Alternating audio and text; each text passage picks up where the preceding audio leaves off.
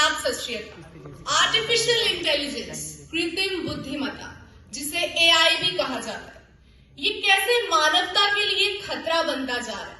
संसद का ये कहना बिल्कुल सही है, मैं उनकी बात से बिल्कुल सहमत हूं।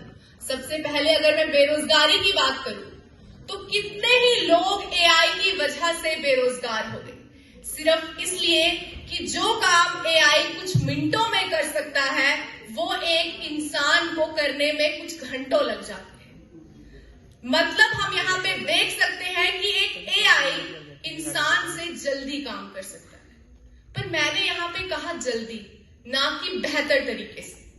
इसके लिए मैं आपको कुछ उदाहरण देना चाहूंगी। सबसे पहले मॉस्को में हुई एक प्रतियोगिता, शतरंज की प्रतियोगिता, जिसमें एक रोबोट और एक 7 साल के बच्चे के बीच प्रतियोगिता हो रही थी।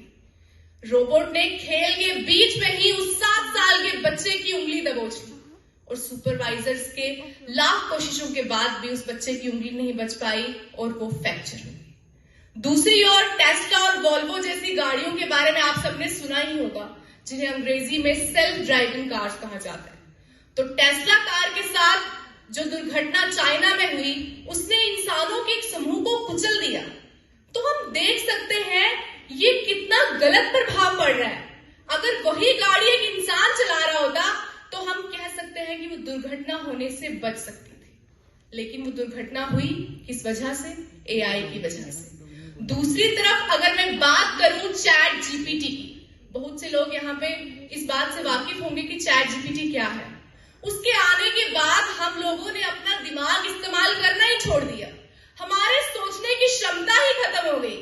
हम लोगों को अपने मोबाइल नंबर्स याद नहीं रहते, हम लोगों को रास्ते याद नहीं रहते, हम लोग गूगल मैप्स का इस्तेमाल करते हैं, खुद से हम सोचकर राजी ही नहीं है।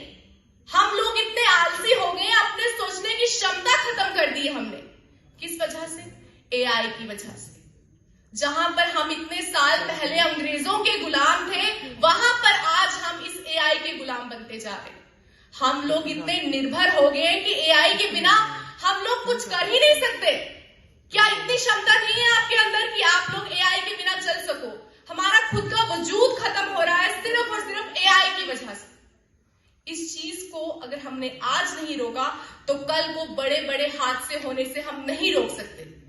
यहां पर बात अगर मैं करूं रेसलर्स प्रोटेस्ट की, तो हमने सुना होगा खबरों में बहुत ज्यादा ये बात थी कि उन्होंने एक तस्वीर खींची जिसमें उन्होंने लोगों तक ये बात पहुंचानी थी कि उन्हें पुलिस वालों ने पकड़ लिया है, जहां पे वो परेशान है अपने प्रचार के बाद भी। लेकिन एआई की वजह से उनकी तस्वीर जो है बदल दी गई, उसमें एक झूठ दिखा दिया गया जिसमें लोगों को भड़काया गया कि वो तो खुश है, उनके चेहरे पर एक मुस्कान है।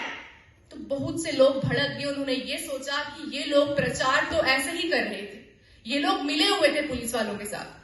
तो क्या गारंटी है कि आने वाले समय में हमारे प्रधानमंत्री जी या फिर कोई बड़ी बड़ी हस्तियां जिन्हें हम अपना नेता मानते हैं, उनके शब्दों के साथ छेड़छाड़ नहीं की जाएगी और उनकी वीडियोस को बदला नहीं जाएगा और एक युद्ध का आगाज नहीं होगा। ये चीज अगर हमने आज नहीं रोकी तो आगे हम नहीं रोक सकते। एआई हमारी जरूरत है, पर उसे अपनी जरूरत के हिसाब से चलाओ, उसे अपनी जरूरत मत बनाओ, क्योंकि हमें गुलाम देश नहीं चाहिए, हमें एक विकसित भारत चाहिए, गुलाम नहीं। धन्यवाद।